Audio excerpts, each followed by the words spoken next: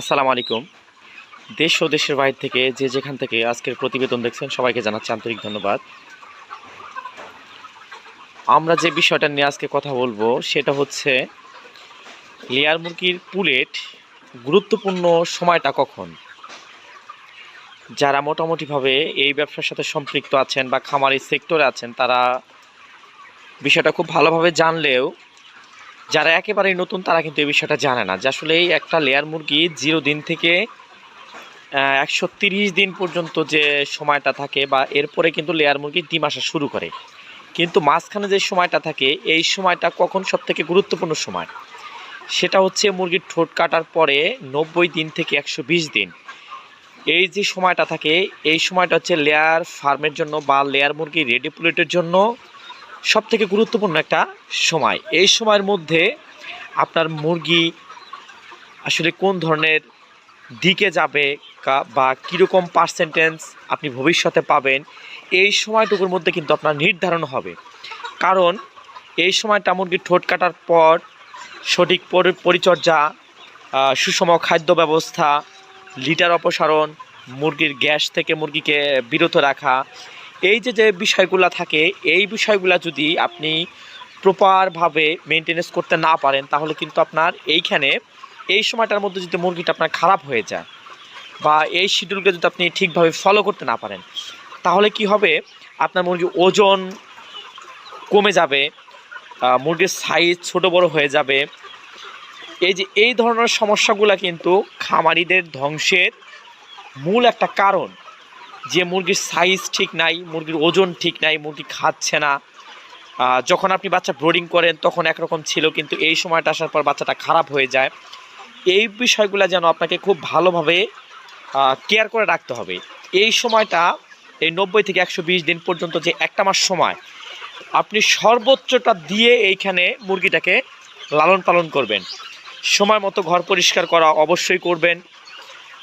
Vitamin, mineral, আপনার zinc কপারের যে ডোজগুলা অবশ্যই এই সময়ের মধ্যে আপনি কভার করার চেষ্টা করবেন। কারণ এই সময়টা মুরগির খুব গুরুত্বপূর্ণ একটা পিরিয়ড যায়। কারণ এই সময়ের মধ্যে আপনার মুরগির হ্যাসাবিলিটি তৈরি হবে, ডিমের খোসা তৈরি হবে, মানে ডিমের যে একটা হ্যাসাবিলিটি বা ডিমের যে একটা ঝরা এই সময়টার মধ্যে কিন্তু তৈরি হবে। এই সময় যদি আপনার মুরগি কোনো ধরনের অ্যান্টিবায়োটিকের ধকলে পড়ে যায়, তারপরে হচ্ছে একটা রোগে আক্রান্ত হয়ে যায়, তাহলে কি হবে, সম্পূর্ণ প্রভাবটা কিন্তু আপনার এই মুরগির ওপরে পড়বে। আপনি যখন অ্যান্টিবায়োটিক ব্যবহার করবেন তখন কিন্তু এই প্রভাবগুলা আপনার মুরগির বডিতে লাগবে। তখন কি হবে, আপনার মুরগির পার্সেন্টেজ একটা ঝামেলা আসবে, আপনি কাঙ্ক্ষিত প্রোডাকশন পাবেন না, তারপর হচ্ছে প্রোডাকশন আসতে দেরি হবে, মুরগি ছোট বড় থাকবে। এই সময়টা থেকে আপনাকে কিন্তু বের হয়ে আসতে অনেক সময় লাগবে। আসলে লেয়ারের যে সময়টা এটা আপনার নির্দিষ্ট একটা পরিমাপের একটা সময়।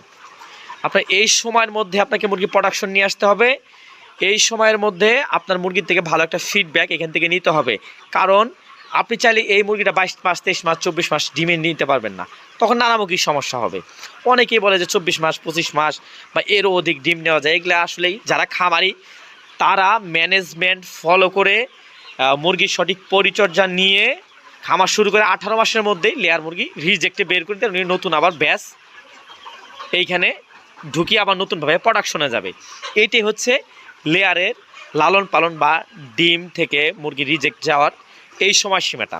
তো যে বিষয়টা আসলে আমরা নিয়ে কথা বলতেছিলাম যে এই 90 দিন থেকে 120 দিন এই মাঝখানে যে এক মাস সময় আপনি মুরগি সর্বোচ্চ পরিশ্রম এখানে দেওয়ার চেষ্টা করবেন। যদিও অনেক খামারি ভাই আছে আসলে মাসে একবারও খামারে ঢুকে না, কিন্তু যদি আপনার ফার্মে পুলেট থেকে থাকে বা এই বয়সের মুরগি থেকে থাকে তারা আসলে জানে। কিন্তু যারা নতুন তারা ছোট একটা জিরো বাচ্চা যেভাবে নিচ্ছে ওইভাবে লালন পালন করে ওইখান থেকে বের হয়ে আসে মুরগি খাঁচায় তুলতেছে, কিন্তু কি হয়, সঠিক সময়ে ডিম আসে না বা ডিম আসতে অনেক সময় নেয়, খরচ অনেক বেশি হয়ে যায়। আসলে এভাবে যদি আপনি খামার পরিচালনা করেন অবশ্যই কিন্তু খামারের লস প্রজেক্ট হওয়াটা স্বাভাবিক। যেহেতু খাবারের রেট বেশি এখন, সেহেতু সর্বোচ্চ পরিশ্রম দিয়ে মুরগিটা গঠন ঠিক রেখে আপনাকে মুরগি 95%, 97% পর্যন্ত প্রোডাকশন নিয়ে আসতে হবে। এভাবে আপনি খামার করেন, ইনশাল্লাহ এখান থেকে ভালো কিছু অবশ্যই পাবেন। তো ভিডিওর মধ্যে যে মুরগিটা দেখাচ্ছি আমাদের 90 দিনের একটা মুরগি, মাশাল্লাহ ঠোঁট কাটা হয়ে গেছে। প্রত্যেকটা মুরগি কিন্তু এক সাইজ। এইখানে গড় ওজন যদি আমি বলি 1250, 1 কেজি থেকে 1250। তো আমি এই দিক দেখাই যে নেট বেড়াও চলে আসছে আমাদের, আমরা বিক্রির জন্যই রাখাও ছিল, বা একাধিক ভিডিওর মধ্যে বলেছিলাম মুরগিটা বিক্রি করব, কিন্তু আলহামদুলিল্লাহ ডিমের বাজার আজকে তারিখ হচ্ছে আপনার 11/8/2025। আজকে আমাদের রংপুরের ডিমের কাজির বাজার 11 টাকা ফুল, বা অন্যান্য সারা বাংলাদেশে যে যা বাজারগুলো থাকে এর মধ্যে কম বেশি 2, 4, 5, 10 টাকা কম বেশি এরকম থাকে, বা কিছু কিছু জায়গায় একটু বেশি থাকে।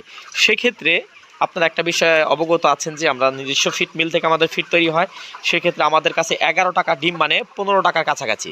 অন্যান্য খামারি 11 টাকায় ডিম বিক্রি করবো, আমরা ডিম বিক্রি করবো 15 টাকা, সেম একই অবস্থা। কারণ আমাদের খাবার কস্ট অনেক কম, লেবার কষ্ট কম। দেখতেছেন যে অটো ডিঙ্কারের মধ্যে পাইপে খাবার দিচ্ছি। আমাদের সকালবেলা যদি আমরা মোটামুটি একভাবে খাবার দিয়ে যাই, দুপুরবেলা একবারে দিব, কারণ আমরা পটে খাবার ব্যবহার করি না, পাইপে খাবার ব্যবহার করি, অটো ড্রিঙ্কারে পানি দিই। শুধু পানিটা আমরা ওষুধ যখন দিই তখন টাইম টু টাইম পানিটা দিয়ে থাকি। তো এই হচ্ছে মোটামুটিভাবে একটু ধারণা দেওয়ার চেষ্টা করলাম। যারা নতুন খামারি আছেন তারা অবশ্যই আমাদের চ্যানেলটা ফলো করবেন। ইনশাল্লাহ এখান থেকে আপনি খুব সুন্দর একটা পরামর্শ নিয়ে ছোট হোক বড় পরিসর হোক খামার শুরু করতে পারবেন। আর অবশ্যই আপনি আমাদের খামারটা অবশ্যই ভিজিট করবেন। আমাদের ফার্মে মিনিমাম 30,000 মুরগি অলওয়েজ থাকে, নিজস্ব ফিট মিল, নিজস্ব খাঁচার ওয়ার্কশপ, টোটাল বলতে পারেন আমাদের লেয়ার সেক্টর সব কিছু আমাদের নিজস্বই। আপনি আমাদের কাছ থেকে ধারণা নিয়ে পরামর্শ নিয়ে আপনি নিজেও একটা খামার শুরু করতে পারবেন। তো ইনশাল্লাহ এই প্রত্যাশা ভিডিও কিনে শেষ করছি। সবাই ভালো থাকবেন, সুস্থ থাকবেন, আল্লাহ হাফেজ।